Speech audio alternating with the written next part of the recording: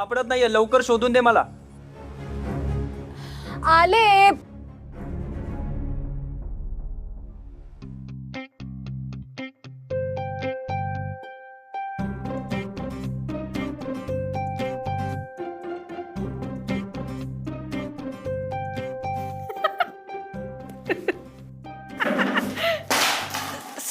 स्वामी रघु, काय अरे वाघ मागे लागल्यासारखं काय पळत असतोस रे सारखा? सॉरी सॉरी सॉरी मा. सॉरी म्हणू नकोस, तुला लागलं नाही ना काही? जाम करा काम. रघु पण ना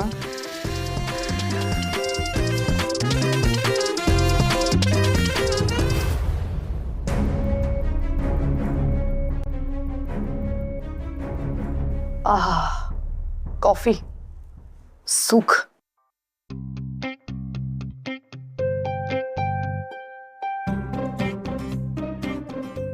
अजून रिप्लाय कसा नाही आला यांचा?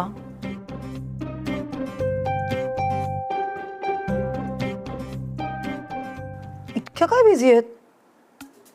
मेसेज सीन केलाय पण रिप्लाय नाही दिला. एक साधा रिप्लाय करायला इतका वेळ लागतो का यांना?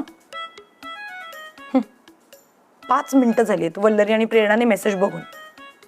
साधा एक इमोजी तरी पाठवायचा. मेसेज नसेल आवडला ठीक आहे, जोक नसेल आवडला ठीक आहे, काहीतरी रिप्लाय करायचा राव.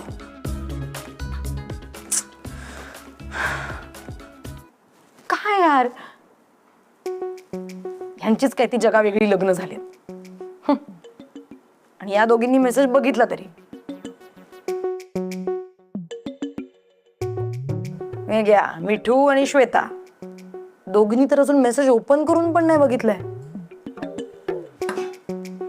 तेजा बघतेस ना, सगळेजण आपापल्या लाईफ मध्ये एकदम व्यस्त झालेत. सगळ्यांच्या प्रायोरिटीज चेंज झाल्यात. आता तू त्यांची प्रायोरिटी नाहीयेस. तू एकटीच काहीतरी रिकाम टिकडी.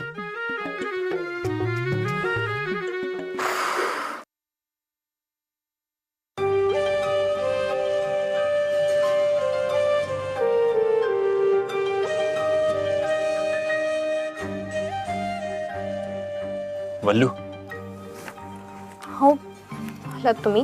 मी तुमच्या चहा नाश्त्याचं ए नाही नाही, बस बस बस जरा मला बोलायचं आहे तुझ्याशी.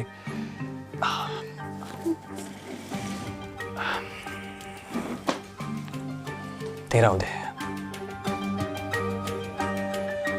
I am sorry. काल जरा जास्त चिडलो तुझ्यावर. पण तुला माहिती आहे ना माझं किती प्रेम आहे तुझ्यावर. हो माहितीये तुमचं किती प्रेम आहे माझ्यावर. पण एक गोष्ट सांगू का तुम्हाला, तुमची ना हल्ली चिडचिड खूप वाढली आहे. नाही म्हणजे कदाचित कामामुळे होत असेल, पण मला असं वाटतंय तुम्ही आता सुट्टी घ्यावी. वर्क लाईफ बॅलन्स करा थोडं. पण सुट्टीची गरज फक्त मला नाहीये, आपल्या दोघांना आहे. काय झालंय की गेली 3 वर्ष आपण फक्त काम काम हेच करतोय, एकमेकांना वेळच देत नाहीये. म्हणून मी काय म्हणतो, आपण दोघं सुट्टी टाकूया आणि छान लांब कुठेतरी फिरायला जाऊया. काश्मीरला जाऊया. अरे बापरे, बरोबर, नक्की प्लॅन करूया काहीतरी. बरं चालेल. बरं येतो मी. नाश्ता करून जा. ऑफिसला पोहोचून करेन मी. ऐकणार नाहीत ना तुम्ही? वल्लरी, मला एका महत्वाच्या विषयावर बोलायचं आहे तुझ्याशी. दादा बोला ना. सासूबाई. वल्लरी, तू हे घर माया नावावर करी टाक.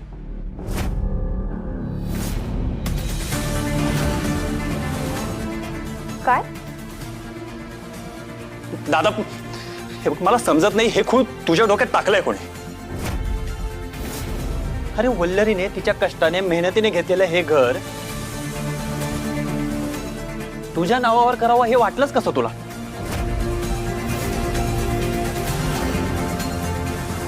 म्हण्या, अरे या वल्लरीमुळेच त्या अण्णा केदारने गावातलं घर जमीन सगळं हिसकावून घेतलंय. तुला कसं कळत नाही रे? अरे आम्ही रस्त्यावर आलो, घरदार सगळं गेलं, तरी तुम्हाला काहीच कसं वाटत नाही? दादा तुला पण चांगलंच माहितीये, आईने अण्णाकडून पैसे घेतले होते त्याच्यामुळे झाले ते. उगाच वल्लरीला दोष देऊ नकोस. अरे काय दोष देऊ नको, सगळं या वल्लरीमुळेच झालंय. या वल्लरीने त्या अण्णा केदारला लग्नाची स्वप्न दाखवली आणि नंतर फसाडलं त्याले, आणि म्हणून तो चिडला. आणि तो चिडल्यामुळे आम्हाला रस्त्यावर यावं लागलंय. जगाचा कारभार करायला निघाली होती ना ही, आणि आपल्याच घराला आग लावली ना. दादा अहो म्हण्या, काय करताय? म्हण्या का मोठा भाऊ येतो हे विसरू नको. अगं पण काय निघाई पैशाचा माझ या भावाच्या सुखाच्या थडग्यावर बांधलेला महाल या. आई याला सांग शांत बसायला. मी एक शब्द ऐकणार नाही याच्या पुढे. काय करशील रे, काय करशील? मारशील मला? मार ना. एक मिनिट, मला काय बोलायचं हे ऐकून घ्याल का?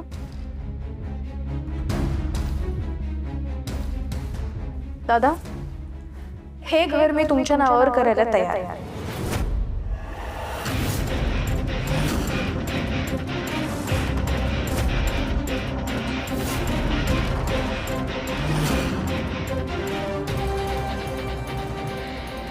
वल्लू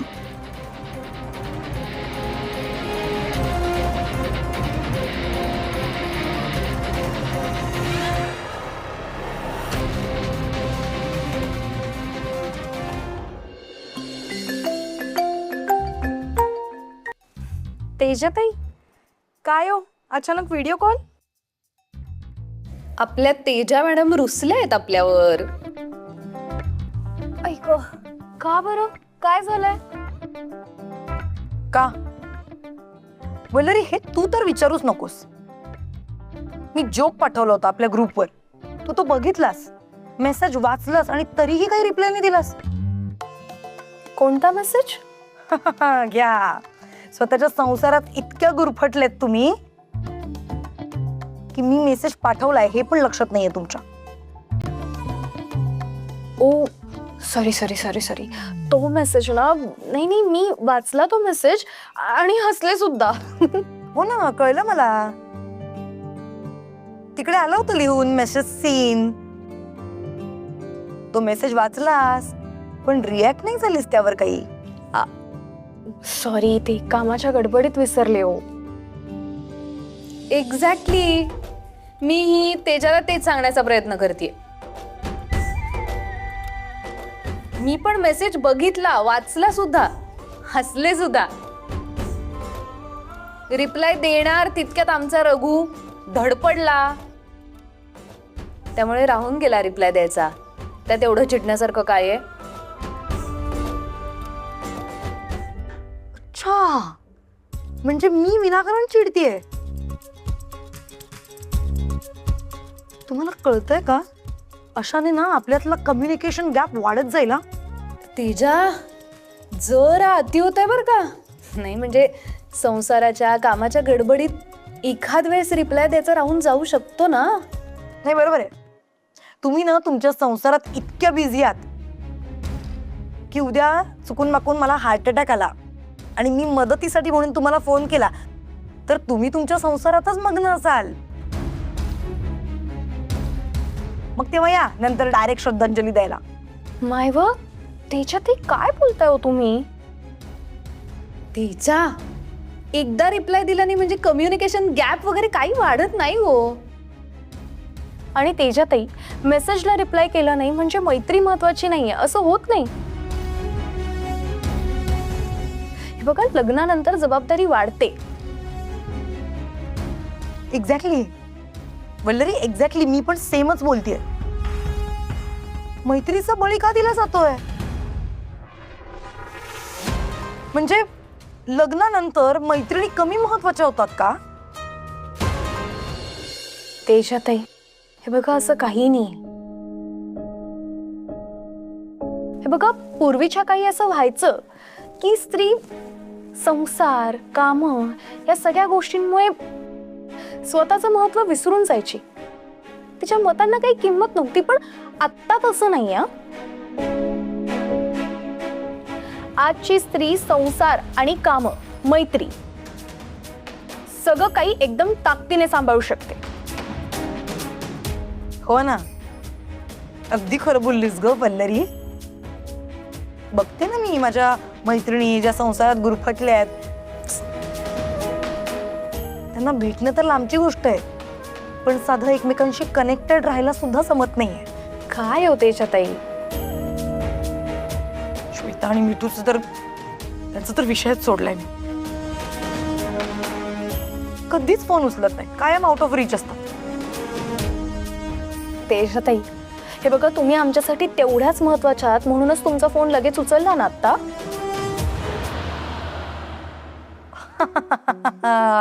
वकिलीण बाई मस्त हा? नाही, छान प्रत्युत्तर देताय तुम्ही, पण आत्ता हे माझ्या समोर चालणार नाही, मी आधीच सांगते. तू माझा मुद्दा हे बोलून खोडून नाही काढू शकत. नाही, मी सांगते ना तुम्हाला, मैत्री, संसार आणि काम या तिन्ही गोष्टी एकसाथ कशा सांभाळता येतात हे मी तुम्हाला लग्न झाल्यानंतर करून दाखवेन. ऐकताय ना प्रेरणाताई? कधी करतेस लग्न?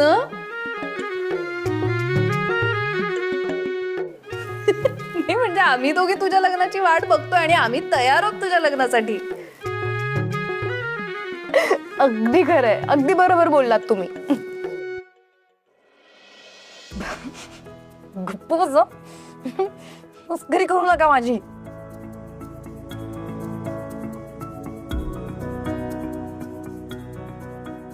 हे पण खरंच तुझ्या लक्षात येते का तेजा, आपल्या ग्रुपचा हाच USP आहे. आपण रोज एकमेकींशी नाही ना फोनवर बोललो तरी सुद्धा एकमेकींसाठी आपण कायम असणार आहोत, अगदी आयुष्यभर. हे लक्षात ठेवा. बरं प्रेरणाताई, ताई, मी करते तुम्हाला कॉल, मला जरा काम आहे. ओके. बर. तू घर दादाच्या नावावर करायला कशी काय तयार झाली?